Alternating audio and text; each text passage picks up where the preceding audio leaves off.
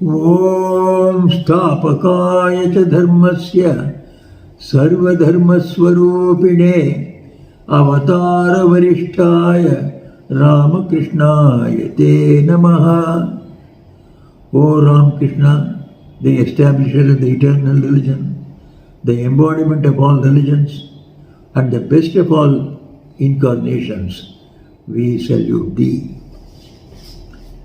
In the last reading class, we were reading at page 578 in the first volume of this Ramakrishna, the Great Master. We shall continue from there in this class. We may remember during the last class, we heard Sri Ramakrishna discussing about the marriage in his life. Why marriage took place in his life, or why did he marry?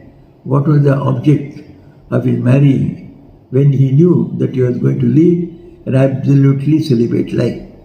So that was explained in great detail, and it was concluded in a way by the author, saying he set a great ideal for the householders, so that even by being in the family, they can lead a very controlled life, self-controlled life, and attain to God realization. So the topic continues today. We will continue. Whatever, said the Master, is done here, meaning himself, is for you all. It is for the sake of the world. Everything has happened in my life.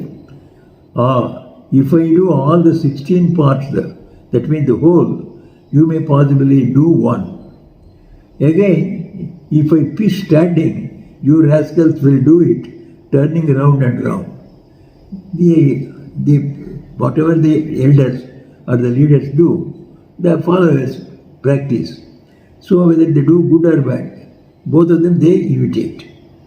It is for this reason only that the Master took upon his shoulders the duties and responsibilities of married life and followed in practice that very high ideal before the eyes of all. It was just open. By actually discharging them to the farthest limit, discharging his duties towards his wife, towards his in-laws, towards all the relatives and friends, and towards the society as a householder. A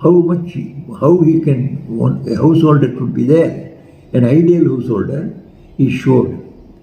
If the Master had not been himself married, the lay disciples would have said, it is only because he is not married that he is able to talk glibly on continence. It is only because he has not made his wife his own and has never lived together with her that it is possible for him to read us long sermons. So some people may say like this, it is only in order to counteract such foolish ideas that the Master was not only married, but he had his wedded life in the days of her youth by his side at Dakshineshwar. When the state of divine madness in him became normal, after he had had the holy vision of the Divine Mother, he lived together with his wife, directly feeling the manifestation of Divine Mother in her, worshipped her as Mahavidya, Divine Mother. Divine Mother Shodashi, and then offered himself to her as the Divine. He lived together with her continually for 8 months and even shared his bed with her. He himself went sometimes to Kamarpukur, his hometown, where Holy Mother would be there, and sometimes to Jairambati, his in-law's house, to the house of his father-in-law, and spent there a month or 2 for the training of his wife and for her mental peace and happiness. Remembering the event of the time when the Master lived with her at Dakshineshwar, the Holy Mother says even now to women devotees, when the author was writing this book, Holy Mother was alive, So that's why he says, even now, that means somewhere in 1910s, 1920s. So even now, expressed in words, in what wonderful divine moods Sri Ramakrishna passed his days and nights then. In that state of divine semi-consciousness, what strange and wonderful words he spoke. Holy Mother is telling all this. And with what flow. Sometimes he laughed, sometimes he wept, and sometimes was quite motionless in ecstasy. That was how whole nights passed. What a wonderful presence and what an ecstasy. The whole of my body would tremble to see that, and I would wish the night might soon come to an end. I did not then understand anything of ecstasy. One night, when I saw that his ecstasy did not come to an end, I was frightened and wept and sent for Hriday. He came and went on repeating the Lord's name in his ears, when, after a long time, he regained normal consciousness. Then, when he came to know of my suffering, anxiety and fear, he himself taught me how in particular kinds of ecstasy, particular names and mantras of God were to be repeated in his ears. After that, I did not feel so much frightened. He would return to normal consciousness when those names and mantras were uttered in his ears. A long time passed that way, when one day he asked me to go to bed separately in the music room, as he had come to know that I could have no sleep and remained in suspense as to when and what kinds of ecstasy he might have. The Supremely Revered Holy Mother says that the Master taught her then all the domestic matters, such as how to place the wick in the lamp, what sort of man each member of the household was, how to behave with each of them, and how to behave when she went to someone else's house. He taught her also devotional exercises, the reciting of the names and glories of God, meditation, samadhi, and even the knowledge of Brahman. O men rearing families, how many of you teach your own wives this way?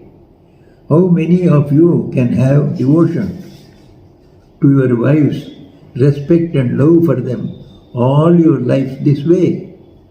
If for some reason or other the very contemptible physical relationship comes to an end forthwith, we therefore say that it was for you alone that this wonderful incarnation of the age was married and had no physical relationship for even a single day with his wife, and maintained a sweet love for her, spiritual love for her. He did it so that you might learn that it was not for indulgence in sensual pleasure that the institution of marriage had come into being, but that it carried a very high purpose with it.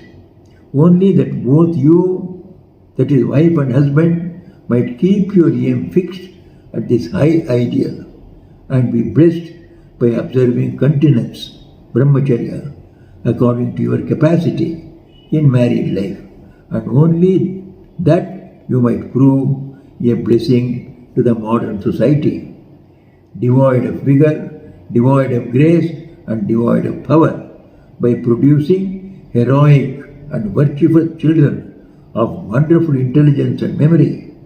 It is for your benefit that this which was not necessary to be shown to the world by its other spiritual teachers, Rama, Krishna, Buddha, Jesus, Shankara, Chaitanya, or any other, has been shown in this age of Ramakrishna. This householder's ideal by an incarnation to be shown in such great detail by living himself the householder's life, is only we see in this incarnation of Sri Ramakrishna, not in any other past incarnation's life. At that time things were not so bad. Things were very bad in this time. Therefore, Sri Ramakrishna married and set up an ideal marital life to be imitated, to be followed by others. This unseen and unheard of sacred mold of married life has been cast for the first time in the world as a result of lifelong severe austerities and sadhana. Sri Ramakrishna could enact this because of his severe austerities and self-control. Now, as the Master used to say, cast your own lives into that ideal mold and get them shaped after it. Now one model has been given, so people can follow it very easily. If there was no model at all, people could not have dared even to talk of such an ideal. Sri Ramakrishna has set up a model, a householder's life for all householders to follow. But, says the married householder, but we see it and reply in the words of Swami Vivekananda, speaking about our spiritual practices. Do you think that each of you will become a Paramahamsa Ramakrishna? That is not to be. Neither will 9 wands of oil burn, nor will Radha dance. Something impossible. Only one Paramahamsa Ramakrishna is born in the world. Only one lion lives in a forest.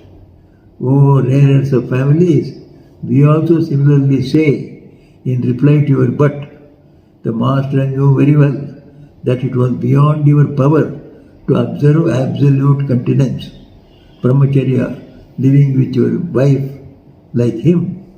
He knew it, and yet he set the exact example to you because you might then be encouraged to do at least 1/16 of it.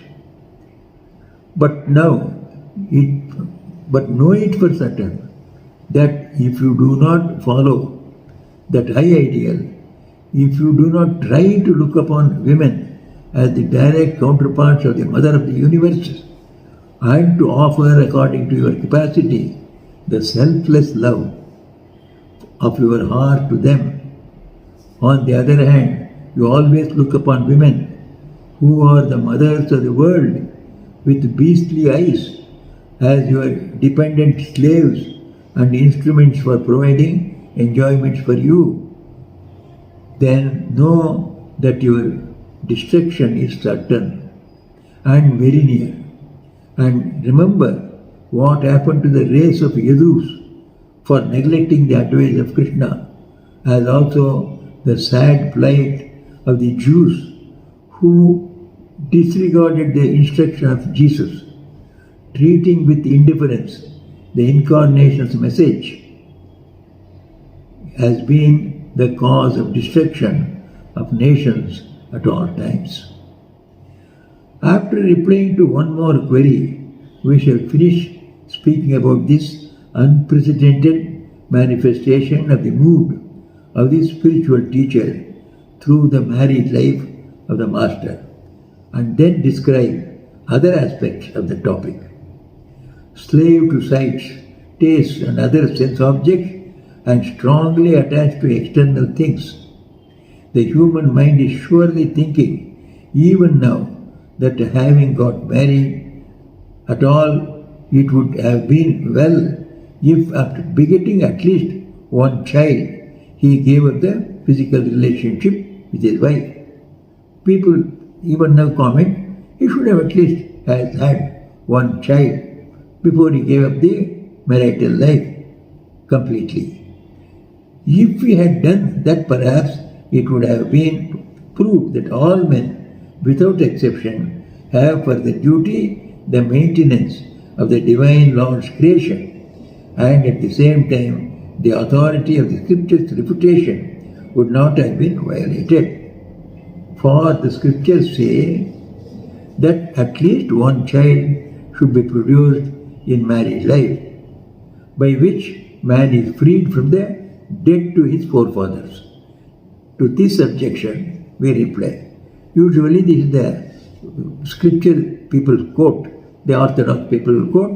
So when a person is born, he should become a householder, then at least have one child, so that his progeny will continue. The good characters of all his family is transferred to the progeny, and then he will continue the tradition. So that is what the scriptures say in the common man's favor. First, is creation really nothing more than this little two gross globe that we see, hear, think and imagine? It is the law of creation that there should be diversity in it. It will not be very long before creation is destroyed. If from this moment we all begin to think and act alike in all matters, we then ask you, have you known all the laws governing creation? And is it a fact that only for the purpose of keeping up the Lord's creation you have lost your continence today? Be sincere in your reply and don't try to deceive yourself and others. Or, as the Master would say, don't commit perjury in the shrine of sentiment. Well, let us assume for argument's sake that you are obeying that law of maintenance of creation. What right have you to ask others to do the same? It is also a law within creation not to waste energy on ordinary things, so that the power of continence or other higher mental powers might be manifested. Who will manifest the higher spiritual powers if, like you, everyone were to manifest the lower powers? The manifestation of such powers will be impossible in that one. Secondly, it is our habit to select from the scriptures passages that are to our liking. The injunctions regarding the production of a child is also a similar one. For the scriptures again say, according to people's fitness, Yad ahareva virajet, tad ahareva pravrajet. That is, as soon as one's love for God increases and produces detachment from the world, one shall renounce it. Therefore, who would have maintained the authority of this saying of the scriptures if the Master had followed your opinion? The same thing applies to the paying off of the debt of one's forefathers. The scriptures say that a true sannyasi liberates by virtue of his spiritual merits the 7 immediately higher and 7 lower generations of his family. Therefore, we have no reason to be worried on the score that the debt of the Master to his forefathers were not paid off. These are all great truths from the scriptures that the author is quoting. The author says, if the scriptures are against a person become a monk, by which he cannot have any progeny. But the scriptures say that every person must have marital life and he must have at least a single son. But he is not obeying it. But he says, if everybody becomes like that, there are other scriptural statements also where it says, as soon as a man develops great renunciation, he should give up the world and go away in search of God. Who will follow that one? So if somebody follows that one, why do you say he is not obeying the Shastras or the scriptures? The second one was, the other one, that we have a debt to our Pitris, our forefathers who are in heaven. So we have to offer certain rituals, do certain rituals every year to please them and keep them in their high state. That's what the scriptures say. Now the sannyasin has no rituals to perform. Therefore, his parents will go without that joy of receiving the oblations from the successors of their dynasty. So reply is, but the another scripture says, when a person becomes a good sannyasi from any family, 7 generations earlier to him and 7 generations after to him, 14 generations will be will be getting the rewards, highest rewards for this one sannyasi being given to the society.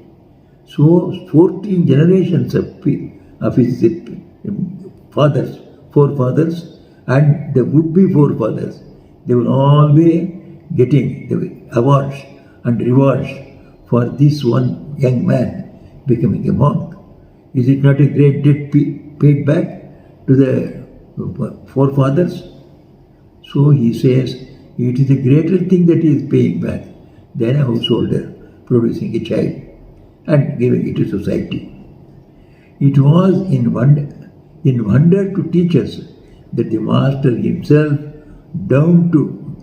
tied himself through matrimony. We can know a little of what a high and sacred ideal he has left behind for us from the fact of the Holy Mother's worshipping the Master all her life as the Mother of the universe. It is generally seen that a man cannot hide his weakness from his wife, though he can do it from others. It is a common truth. The Master used sometimes to say to us about it. All the big wigs, babus, judges, magistrates, etc., however big they may talk, are all, as it were, earthworms, slaves to their wives.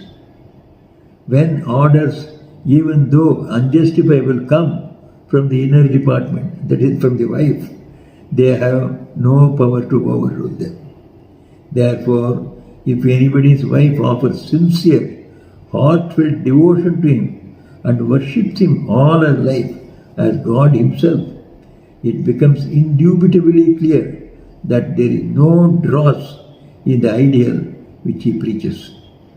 This is what we cannot say so definitely about any person other than the Master. This is not the place to describe the story of the Master's wonderful Leela of love with his wife, though there is much to say about it. So we introduce this subject only as an indication of the manifestation of the Master's mood as a spiritual teacher. So we come to the end of this topic here.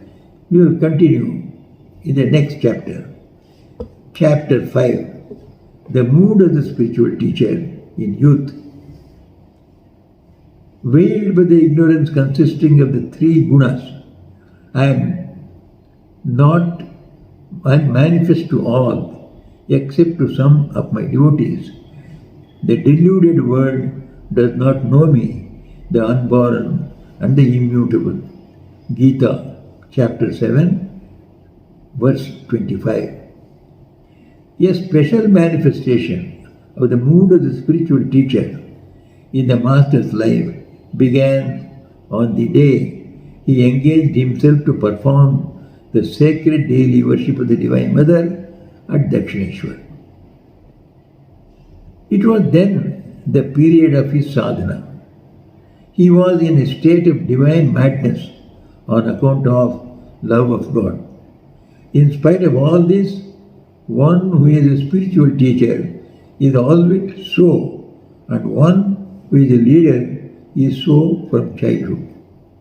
It is not as if people from a committee consult one another and accord him the position of a spiritual teacher or the leader.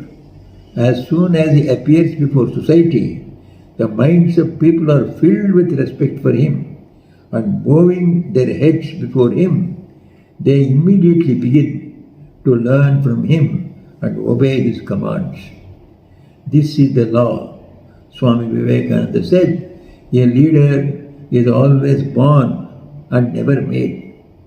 It is therefore seen that the acts which call forth irrevocable punishment from an angry society, when they are committed by ordinary people, make the same society follow them fondly when they are performed by the teachers of people.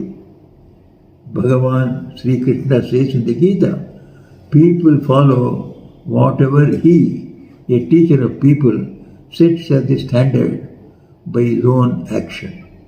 Yadyada charati shreshtaha tattadevetaro janaha sayat pramanam kurute lokas tadanavartate. Whatever standards he sets, that great leader, others will follow. They do not question, who are you to set this standard? They are charmed by his personality. So whatever he does, they say it is correct. So they follow him. So that is how the leadership comes to him by his own character.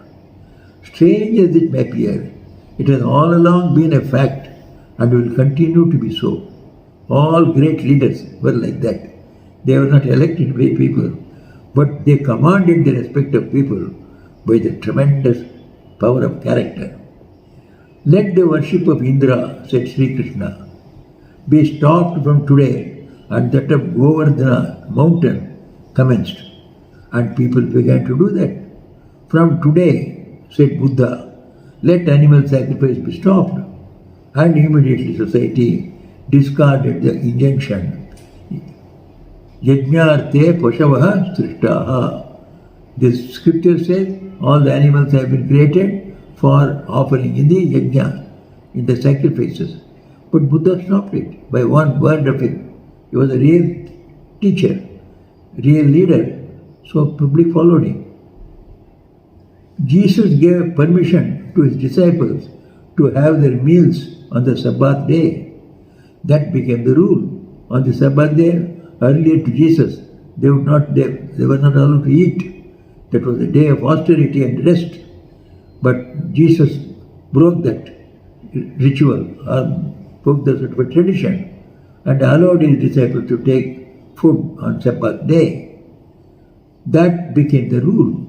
Muhammad married many wives, and still people respect and follow him as a religious hero and a selfless teacher.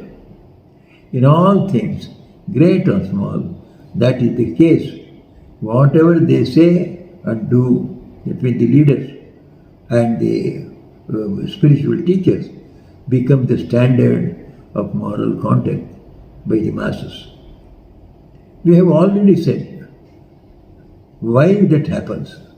The limited self, the I of the spiritual teachers of the people, is completely destroyed for all time, and its place is occupied by the universal I, which is the origin of all thoughts and beings. So the small I, the egos, our individual egos, so they have got very little power to command. Whereas if this individual ego goes away through spiritual practices, and only the universal ego, that means ego of God, who says, I am the soul of all souls, I am the soul of all beings, I create everything from myself. So he is the soul of all souls. So we become one with God through spiritual practices. So we also become soul of all souls. We will not have our individual soul connected with our body. We feel that whole universe, whole creation is our body. We are in everyone. So if that feeling is there in the leadership, naturally their orders, their words will have tremendous power. It is the nature of that I to seek the good of the many. Naturally, he feels himself in every being. So we don't hurt ourselves at any time. So he thinks that the whole creation is his. So he cannot hurt anybody or anything in the creation. And just as the bees come to know the blossoming of flowers and eagerly desirous of getting honey gather around them, though the flowers do not send a loving invitation to the bees, so as soon as the universal I manifests itself in any person, the afflicted people of the world somehow or other know it and run uninvited to him for peace and bliss. It is with great difficulty and after a good deal of austerities that a drop or two, so to speak, of the manifestation of the unlimited I takes place in the ordinary perfected men, whereas in the lives of the spiritual teachers of the world, there is some manifestation of it from very beginning of their lives. In youth, there is a greater degree of manifestation, and at last, its fullest manifestation is found in the wonderful acts and deeds, witnessing which men in awe and amazement look upon the spiritual teacher as one with God. For the manifestation of the superhuman mood then becomes a natural to them, as their common daily actions like breathing, eating, drinking and walking. What can therefore an ordinary man do, unable to fathom the depth of the divine nature with his plumb line of selfishness? Poor man, perplexed, what can he do but look upon them as God himself, and with absolute reliance and devotion take refuge in them? So now he has come to describe the revelation of the super power of spirituality, the power of God himself, the universal I. So the author will continue with that one. We shall stop here today. We shall continue the topic in our next talk. Niranjanam nityamanantarupam bhaktanukampadhrita vigraham vai Ishavataram parameshamidhyam tam Ramakrishnam shirasa namamah. O Ramakrishna, the changeless one, the eternal one, the one with infinite forms, the one who has taken form for the sake of the devotees, the one who is the incarnation of Supreme Soul, and the one, the adorable Lord of all, we salute, bowing our heads before Thee.